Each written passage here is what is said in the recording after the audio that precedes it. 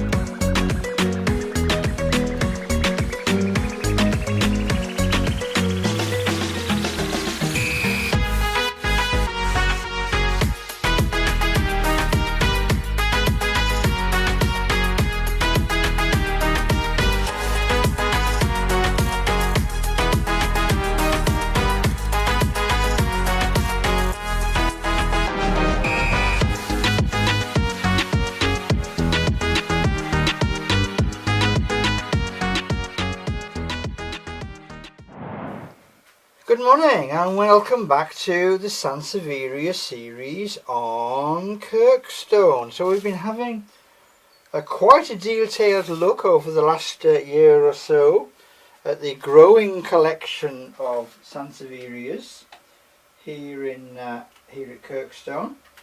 And a little bit different this one because we're looking at some established plants that we have to do something with.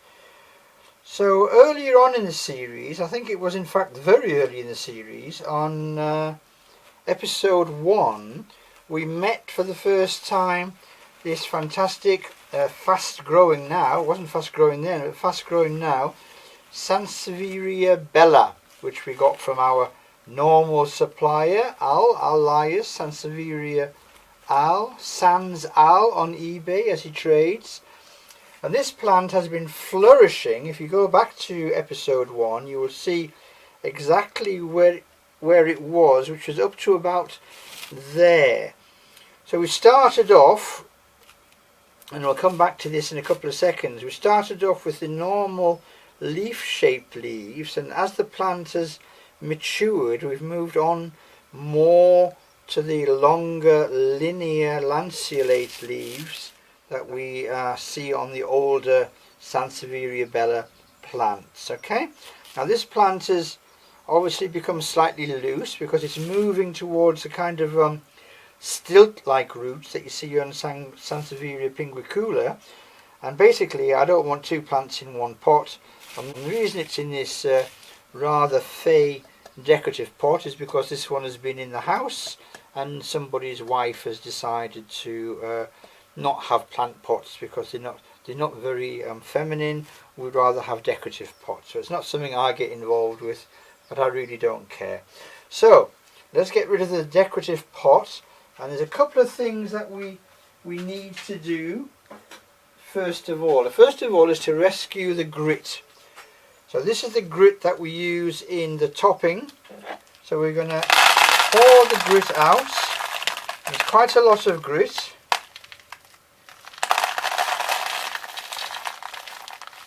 And some sand. Okay, so having rescued as much grit as possible rather than waste it, we can then see exactly what we have, and what we have is a very happy pair of Sansevieria bella, which were originally one plant but have now become two. So I need the receptacle, and I'm going to pour all of the grit out of here. Now this is quite dry, and to be perfectly honest, very sandy. But I'm going to experiment slightly, and I'm going to increase the humus content from this to something which is a little bit more nutritious. and I hope it will be okay. So I can get rid of this larger pot because these will both be going into slightly smaller pots. And there we are. There is the separation being made. Each plant has got a very, very well developed system, a root system. So I'm really not worried in any way whatsoever about what's happening here. Okay, so we're going to use a slightly stratified approach.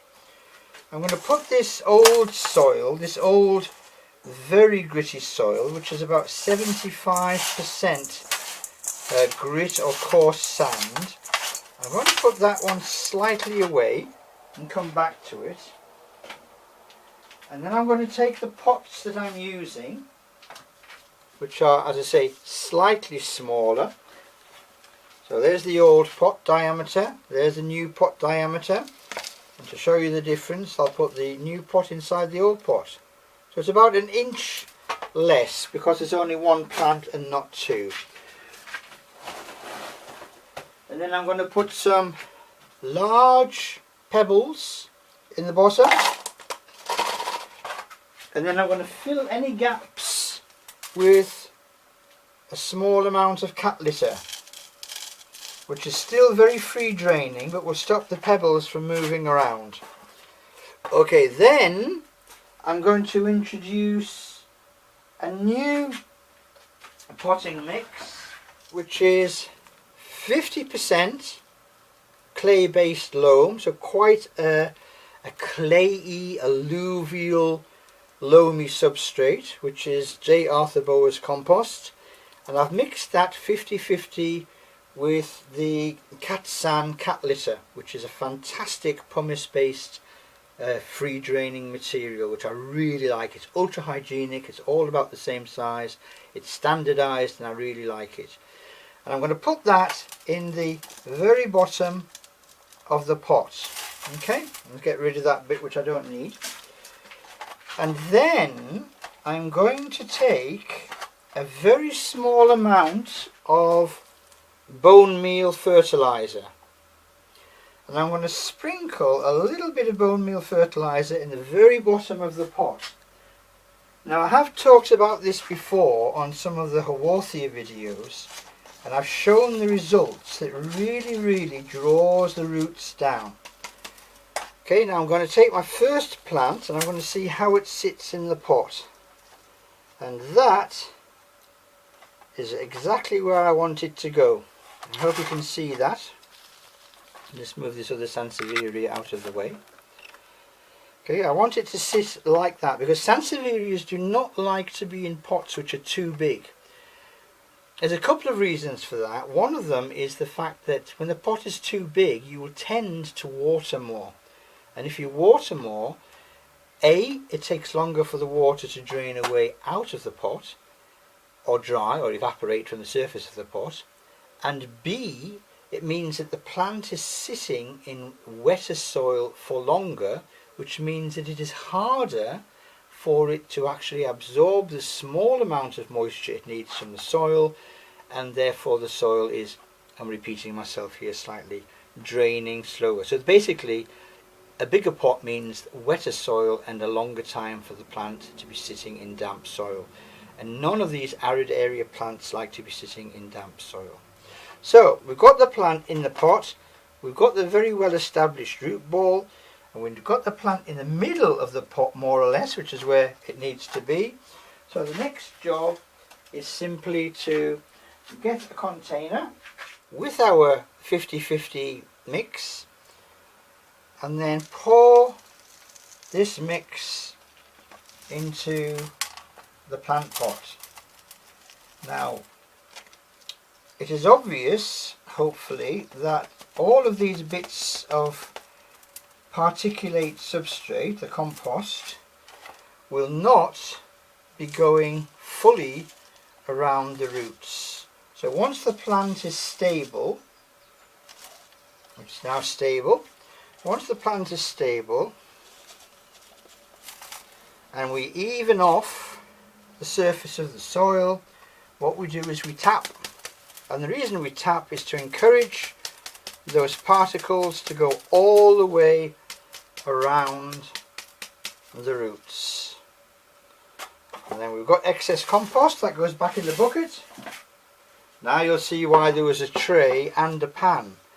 And that's the first one done. Okay, so I'll now leave that 1 day, maybe 3 days, 1 to 3 days, depending on the weather. If it's very warm, 1 day. If it's very cool and damp, as it is at present, 3 days. Just in case there has been any micro damage to the roots, let the roots heal and then resume the watering campaign. So the only part of the job which you haven't seen yet is to return the grit that we started with onto the top of the pot. So what have we achieved? What have we done in that exercise? Well, first of all, we had 2 plants where we had 1. Second of all, each plant has had its compost refreshed and some more nutrients added, not only from the new compost but from the bone meal fertilizer. And the label goes back in just there. And that's number 1 done. Repotted, Sansevieria, nothing could be easier. And I've actually gone quite a bit slower than normal because of course I'm explaining things as I'm going along.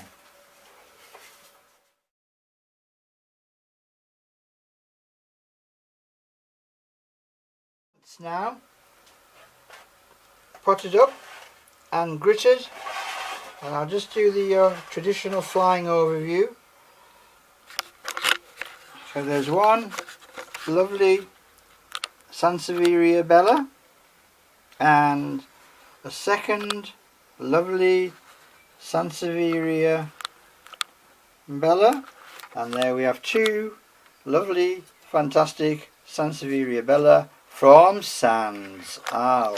The only thing I wanted to say before I went is it's very interesting to see the evolution of the plant laid bare in its developmental morphology. So you can see those first early leaves are quite unremarkably leaf-like. They're flat and shaped like a leaf would be, and then they very gradually, as time goes on with each developing leaf, become longer and more cylindrical until you end up with these rather magnificent and needle-sharp lengthy leaves which you will see on the mature form.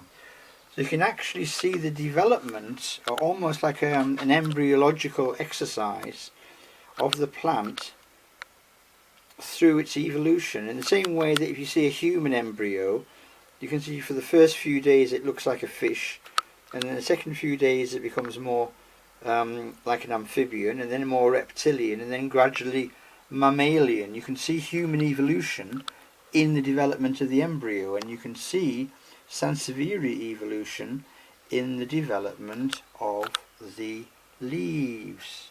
Is that interesting? Well, I think it is. There we are. 2 fantastic plants from Sansevieria Isle, and more cultivation and propagation advice coming up right now. See you in a few minutes.